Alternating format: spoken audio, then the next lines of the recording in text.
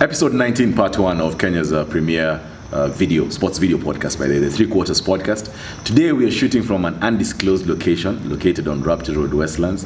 This is like the Three Quarters podcast safe house. But anyway, we're on Raptor Road in Westlands, today being the 9th of April 2017, of course. We begin with our usual clarion call, the road to Japan hashtag. The Kenya Simbas are about to begin their international tests, the international games. They begin with an international test against Germany, which is going to be played at the RFUEA grounds on May 27th.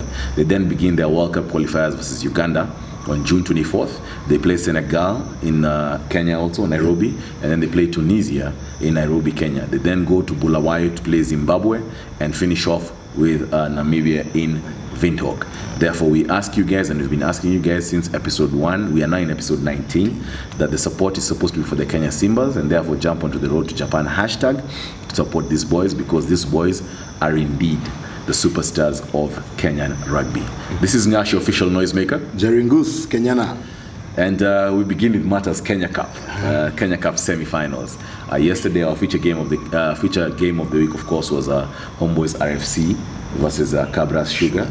Yesterday being 8th of April 2017. That game was being played at Jamhuri Park. Showground. And Homeboys came out victorious. Oh, sorry, I lied. Cabras came out. Those were my hopes. Dreams are not valid. Dreams are not valid, but yes. Cabras came out on top, beating Homeboys 22-17. Goose, what were your thoughts about that game? Hey, that game from the onset. Yes. Home and the ref blew the whistle. Yes.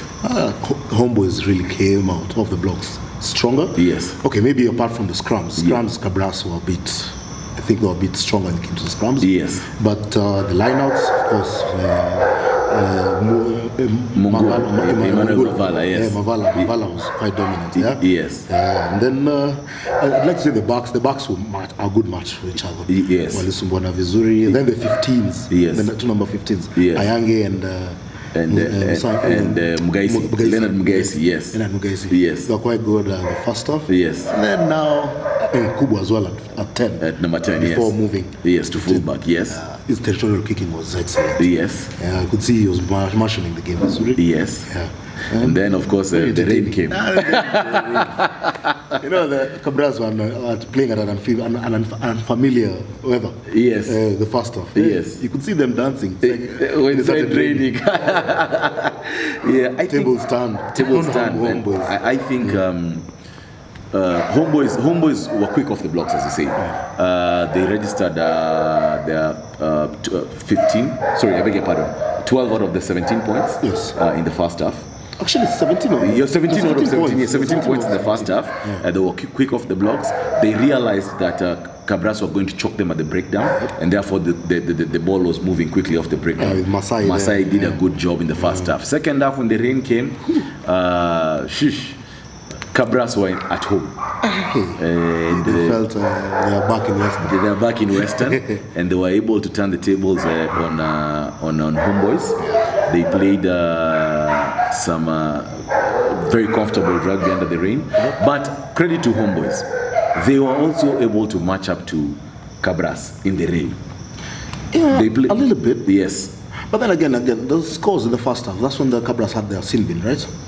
Beginning of the second half. Beginning of the second half, yes.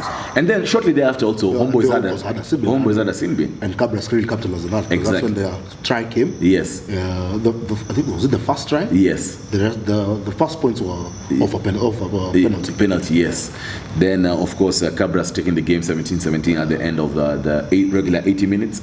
Went to extra time, and of course, Cabras were able to score a try, unconverted try, for it to end. Kicking was very off, yes. Both teams, yes. Conversion rate was really... It was terrible, yes. Yeah. But then again, and then as we were discussing earlier, you can see Homeboys, okay, it was a new stage for them. Yes. Once they got to the semis. Yes. Yeah, and the Cabras having been there the last 3 years. Yes. They've been getting to the semis. Yes. If anything, they've been there the last 3 finals. The last 2 finals. The last 3 finals. They lost to KCB. They lost to KCB. Yes. They won. Yes. And now they're in this final.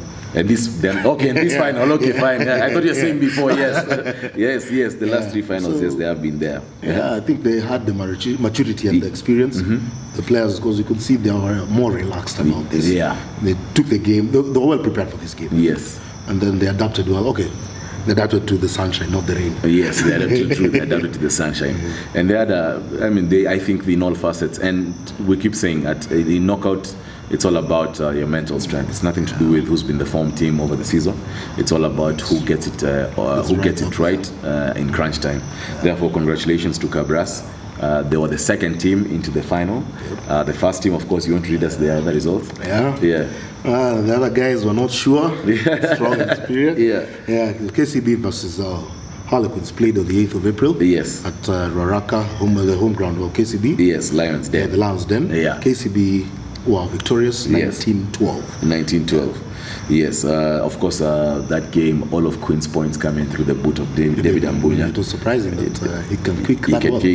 But for those guys who've watched Ambunya's career, they know he was a fullback in high school. Therefore, he's been a very decent kicker. It's just that he hasn't been. And there are calls for him to be actually the regular kicker at train more. Yes, at Queen's. Yeah. So KCB versus Cabras Sugar RFC. I repeat, of the 2015 finals. This is going to be played at the RFUEA grounds unless confirmed otherwise. It's going to be a repeat, as I've told you, of the 2015 final, and this game is going to be played on 22nd of April 2017.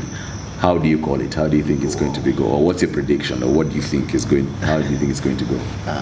If Cabras can be disciplined, yes, they just might defend this cup. Yes. And should they be in discipline and concede small penalties here and there? Yes. Then Darwin will win. Darwin. Not KCB, Darwin. Darwin will punish. That's the truth. You see from the semi-finals, KCB scored 14 points off Darwin's boot. That boot is serious. And that boot is serious. Whoever plays KCB needs to realize you cannot be committing infringements in your own half. Yeah. If you do that, KCB are going to punish you. Badly. Yeah, badly. So Darwin will punish you. Darwin will punish you. So we'll come up with our predictions during our next week's show, episode 20 of the 3 Quarters podcast. Kenya Cup takes a break next weekend being 14th to 16th of Easter. But as it takes a break, it doesn't mean that rugby takes a break.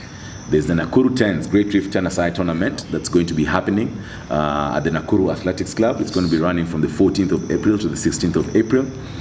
It is as a result of this that the 3 Quarters podcast team has teamed up with Moran Sports Travel. Moran Sports Travel is a company that has come up and is organizing packages for sports travel. And they've teamed up with the 3 Quarters podcast to provide packages for accommodation in Nakuru. This accommodation is going to be at the Waterbuck Hotel and Jarika Hotel. Keep it locked, keep it live on all our social media platforms.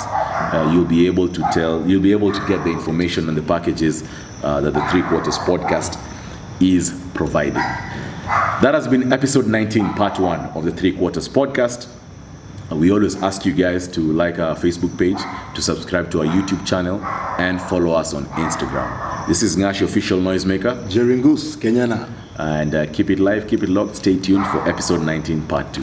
Cheers.